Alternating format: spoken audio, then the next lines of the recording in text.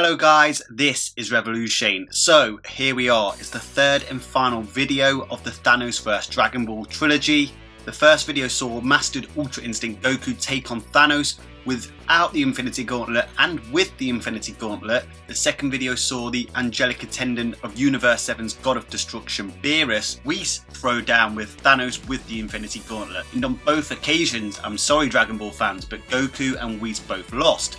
Goku lost because he doesn't really have many hacks. Whis has hacks, but they are limited. However, in this video, we may see Dragon Ball's very own Avenger, the Grand Priest, avenge Goku and Whis. Just note that the first two videos in this series are somewhat prerequisites to this video, but some queries that you may have concerning this battle may have been answered already in the two previous videos. However, if you have seen the Ultra Instinct Goku and Whis vs Thanos videos, you'll know that I start these videos off with a question. The question is, what is more powerful? The Infinity Gauntlet with all the Infinity Stones collected, or the Super Dragon Balls? Let me know your thoughts and reasons why in the comment section. So, as we've spoken a lot about Thanos in the two previous videos against Ultra Instinct Goku and Whis, we'll start off with Thanos. Now, for the final time, Josh Brolin's interpretation of Thanos in Avengers Infinity War was awesome, but the power we are talking about in these videos is Thanos' power in the comic books with the Infinity Gauntlet. In all honesty, saying Thanos was nerfed in Avengers Infinity War is a massive understatement. Thanos, even without the Infinity Gauntlet, is an absolute powerhouse. With the Infinity Gauntlet, he's a monster with high-end feats, literally pitting him at multiversal in terms of power and attacking potency. But what's more with the Infinity Gauntlet is it grants him a load of hacks, abilities and resistances that were ultimately the demise of Ultra Instinct Goku in the first video. Each gem when collated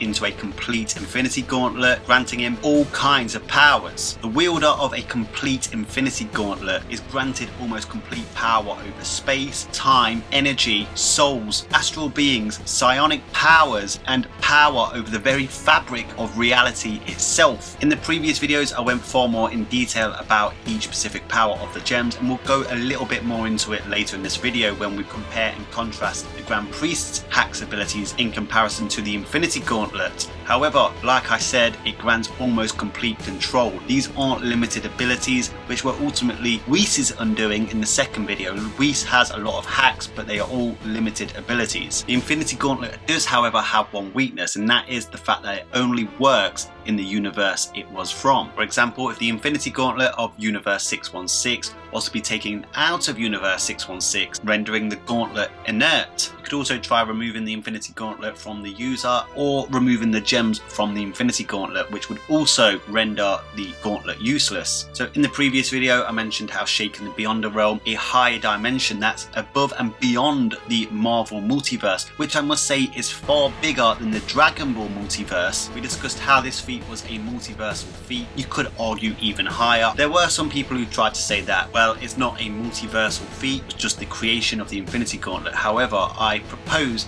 that that is irrelevant simply because it's still a true demonstration of the Infinity Gauntlet's true power when in Thanos' possession. Look, even at a low ball, to shake a higher dimension is a multiversal feat within itself. The main reason I used that feat in the previous videos was because it was the most impressive feat. However, Thanos with the Infinity Gauntlet has shown consistently that he is at multiversal levels. Another example would be laying the smackdown on Universe 616, physical body of the abstract Eternity. Eternity is the abstract embodiment of time and is the physical manifestation of the multiverse. He has been defined as multiversal and in a handbook was literally referred to as a multiversal power. Thanos with the Infinity Gauntlet absolutely dominated Eternity. The powers of the Infinity Gauntlet also rendered the ultimate nullifier, a multiversal weapon, completely defunct. And I say Infinity Gauntlet, but in this case it was actually an incomplete Infinity Gauntlet. Without a doubt, Thanos with the full power Infinity Gauntlet is easily multiversal. So Thanos is no joke, but can the Grand Priest take him down? I know, we haven't exactly seen a lot from the Grand Priest in the series itself, but we know who he's stronger than and we know who he supersedes in terms of power, and using those characters we can get somewhat of a scaling reference. And if you pay attention to Dragon Ball Super close enough, you'll actually see the Grand Priest pull off a plethora of magnificent feats within the show itself. In episode 55 of Dragon Ball Super, Goku inquiries about the Grand Priest's power. Whis reveals that he must not ask to fight the Grand Priest, and that the Grand Priest is one of the top 5 fighters in the whole multiverse, and then goes on to say that even he is no match for him. So that implies that the Grand Priest isn't just stronger than Whis, he's a lot stronger than Whis. To get a scope of how strong Whis is, well, you have to look at how strong Beerus and Goku were in Battle of Gods. Super Saiyan God Goku versus Beerus, a heavily suppressed Beerus shook an entire macrocosm 3 times the size of our very own universe. It was stated by the elder Kai, Whis himself and the narrator, that if Beerus and Goku kept on clashing with this amount of power, that the world will end, the universe will crumble into a void. Whilst Beerus was heavily suppressed, Goku then managed to absorb that Super Saiyan God power into his base form, which is now known as Saiyan Beyond God. He can then stack Super Saiyan, Super Saiyan 2, Super Saiyan 3, Super Saiyan God, Super Saiyan Blue Kaioken times 20 on top of that, and he still doesn't match Beerus at full power. However, thanks to a V-Jump magazine article, we know that Ultra Instinct Omen Phase 3 Goku in the Tournament of Power was relative to Beerus's full power. Now, I go into detail about Goku's multipliers in the Thanos vs Ultra Instinct Goku video. I won't do here, check that video out if you want to know how strong Goku got throughout that whole time. However, Beerus is no match for Whis. In episode 27 of Dragon Ball Super, Whis confirms what we saw in the Resurrection of F movie, that he knocked him out in one blow before Beerus did something stupid. He did that in one shot. Then of course we have Whis. Let's lowball Whis and say he's only 2 times more powerful than say Master Ultra Instinct Goku, who had surpassed Beerus. Even if we lowball him to only twice as strong as Ultra Instinct Goku, Ultra Instinct only pretty much lasted for 40 seconds during the Tournament of Power. Whis is in a constant state of Ultra Instinct, yet this guy is no match for his father, the Grand Priest. In the Whis vs Thanos video, we discussed how Whis, in a purely martial arts fight, would be able to hang with Thanos even with the Infinity Gauntlet, possibly having the advantage due to Ultra Instinct and his mastery over martial arts, as well of course as having relative power and relative speed. So given that the Grand Priest far exceeds even Whis' powers, there's no doubt in my mind that the Grand Priest could do more than just hang with Thanos with the Infinity Gauntlet. In fact, I would say he has a major advantage in a purely martial arts fight. Of course, Thanos isn't stupid, he isn't going to endeavour down a losing avenue. So with power scaling in Dragon Ball, scaling off that universal feat in the Battle of God saga, given the indication that increasing your ki or multiplying your ki literally multiplies all your combat abilities, which has been stated since early Dragon Ball, there is a big case for Goku even being multiversal. If Goku's multiversal, there's no doubt that Whis is multiversal, and of course the Grand Priest must be multiversal plus by this point. Of course, there are people out there who do not like power scaling, especially the nature of Dragon Ball power scaling, but given in episode 28 of Dragon Ball Super, Thanos and Whis had to stop Beerus and Champa from fighting because they would have caused the complete annihilation of Universe 6 and 7, 2 macrocosms with a 5th dimensional axis between them, and that was only a brotherly scuffle that at least pits Beerus and Champa at multi-universal. As per statements in show, we can look at the manga to get a true idea of how powerful the Grand Priest is. I know it's a different continuity, but the lore is the same. The Grand Priest stopped a fully powered, bloodlusted, enraged Beerus vs Quintella, his arch rival, with one finger. Both of them at the same time with one finger. He was that fast they didn't even see him coming. That is how strong the Grand Priest is. Just like Whis, he was also very aware of what Ultra Instinct was, even realising that Goku's Ultra Instinct Omen wasn't a full Ultra Instinct. So given all this information, it is likely that the Grand Priest is either relevant or even stronger and faster than Thanos, and in addition has Ultra Instinct. So there's every reason to believe the Grand Priest has this fight down. However, like I keep saying, Thanos is not stupid, he is no mug. He's a genius. He would not fight the Grand Priest on even terms. He would garner every advantage he possibly can. He would use his Infinity Gems and use the hacks that come with them. But the Grand Priest has a bunch of hacks himself. Let's compare and contrast. Whereas Whis relies on his staff for his hacks, the Grand Priest can conjure his own hacks without a staff.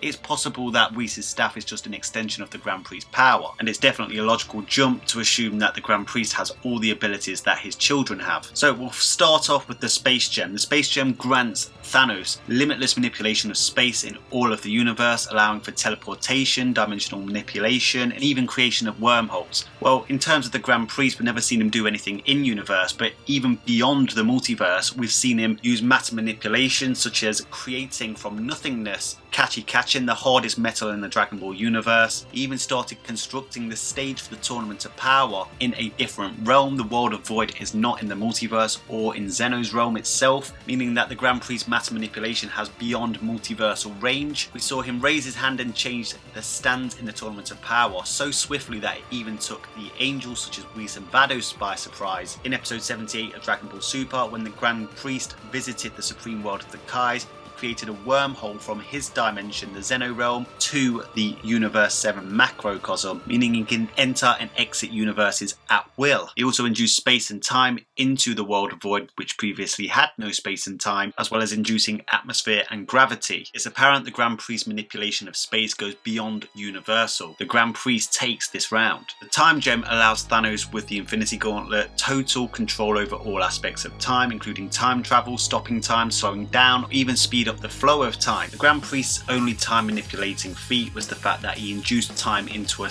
realm that previously had no time or space. We do know that Whis, his son, can time travel. We know he can reverse time for 3 minutes, and we also know that characters relevant to Super Saiyan Blue Goku can overpower, hit temporal pocket dimensions, and characters relevant to Jiren's power can even transcend time. The Grand Priest far exceeds both Goku and Jiren. However, whilst the Grand Priest may exert better time manipulating abilities than even his son Whis, we simply haven't seen enough to suggest that he has complete control over time. It may be possible that Thanos may be able to garner an advantage in this criteria. With the Soul Gem, Thanos has limitless manipulation of souls, both dead and alive. Whilst the Grand Priest has never shown this particular feat, we do know that he should be able to use the Hakai, given that the angels teach the Gods of Destructions how to be Gods of Destructions, as well as the fact that he can also use the Erase ability. Maybe not to the degree that Zeno can use it, but he does possess it. The Reality Gem allows Thanos to use reality warping, bending the laws of physics to his will. The Grand Priest has a few feats for reality warping himself. In episode 78, he literally changed Zeno's chambers to an arena for the Zen exhibition match, taking Goku, etc. by surprise. And in episode 82, he appeared to create the World of Void. Around the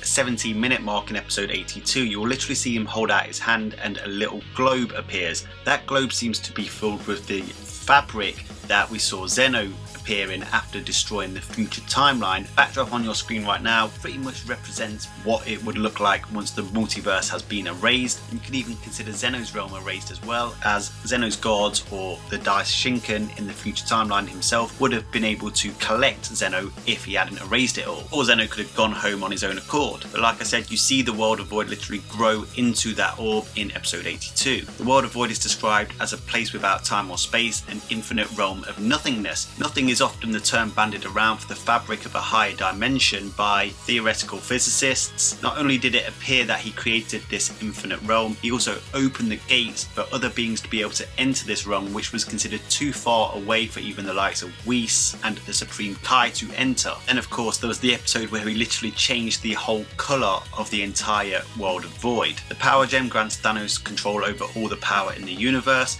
and once again guys, just because he has the power of the universe doesn't mean he can't exert a force using the power of the universe that's greater than the universe. As mentioned earlier, Thanos has a lot of feats that are multiversal levels, but the Grand Priest should be able to match that. The Mind Gem grants Thanos universal consciousness, pretty much nigh omniscience, allowing for unlimited manipulation of psionic powers, including telepathy and telekinesis. The Grand Priest certainly hasn't demonstrated omniscience, however what he has demonstrated is a multiversal range of clairvoyance. For example, when he showed Zeno all the ongoing events for the competitors in the Tournament of Power before the Tournament of Power, and then obviously Whis also showed Beerus in episode 3 past events of Super Saiyan Goku fighting Frieza, meaning that they can see back into the past events. He was even able to create the God Pad, which is basically technopathy, and he added a slow mode replay to the God Pad so Zeno could see the event in the Tournament of Power. Zeno is a being in the future timeline that literally erased a multiverse within seconds. So whilst the Grand Priest definitely has the martial arts advantage,